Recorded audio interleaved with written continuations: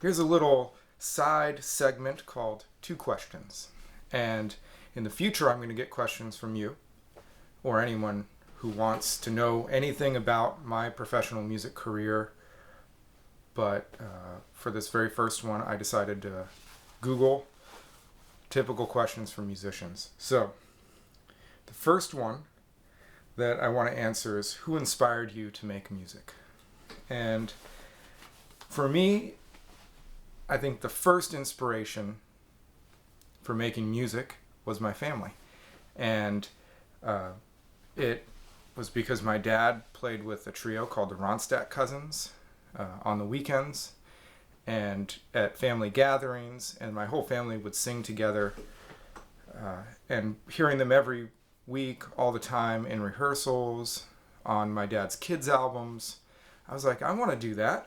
And I would ask my dad, I'd say, hey, can I play with you guys at your gig? And my dad would say, no, not yet, but when you're ready, I'll let you know. And eventually I became a good enough cello player to sit in and improvise. But in the meantime, I had a rock band that I was in and a bunch of other stuff that helped me build the skills to be able to play in front of people. And in college, I started writing songs instead of what I usually would do is writing instrumental music in high school and middle school. So all those things led to inspire me to make this music career what it is today. There's some other elements that I think contributed and almost gave me permission to be a professional musician. And the elephant in the room, the obvious one, is my Aunt Linda. She did really well and still is doing really well with, talking about her work even though she can't sing anymore. But one of the things that showed me is that, yes, you can pursue a career in music. It gave me permission. And that's pretty much what I hope everyone finds when they're trying to pursue their passion, whether it be art, science, statistics, geology, whatever it is. Just know that you have permission to do what you want. And if you really go for it and you're passionate about it, I think you can find happiness in those endeavors. And the definition of success varies widely. So for me, success is that I'm making music for people to listen to. And I feel like maybe I'm changing the world by making it a better place. And if the world sounds like a better place, hopefully people are happier. And I don't know if it works, but for me, that is really fulfilling. And when I get a kind note about my music, I'm really thankful. The second question, let me just go to this random question generator.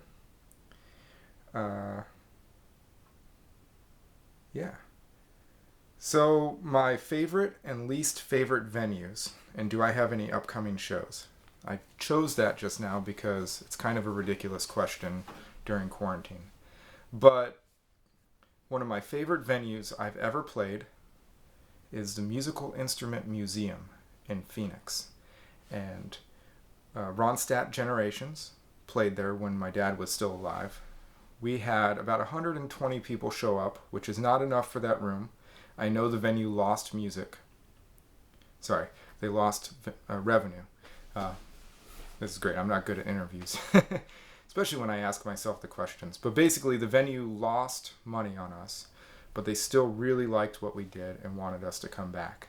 And I think that was my favorite sound situation, my favorite lighting, and favorite attitude from the entire sound crew and from the board to the stage hands. So across the board, that's one of my favorites. The other favorite venue is a house concert, and that's Big Song Music House in Oxford, Ohio.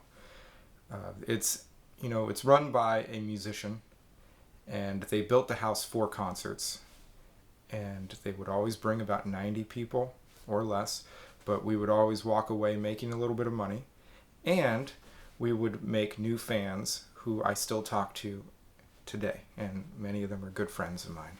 So those two types of venues were great. I've played all types of venues beyond that. My least favorite venue tends to be a bar on a Sunday or Tuesday night.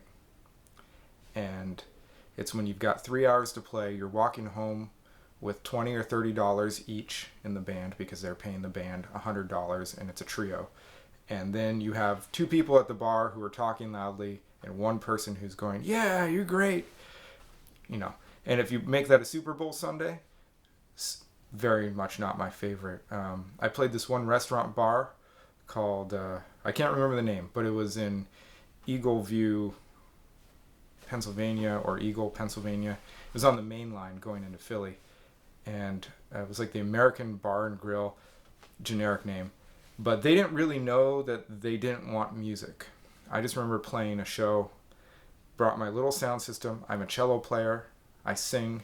I'm not that loud. They put me in the corner, a room away from everyone else, and they kept telling me to turn down even when I turned the sound system off. And I'm not that loud, I promise you.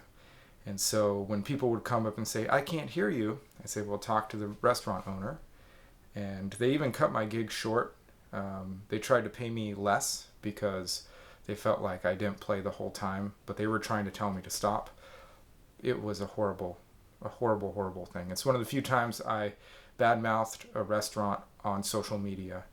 And then I found out a lot of other musicians dealt with that. So those are my two questions. If you like this segment, please send me some questions to answer, and I will get back to you on camera. Okay.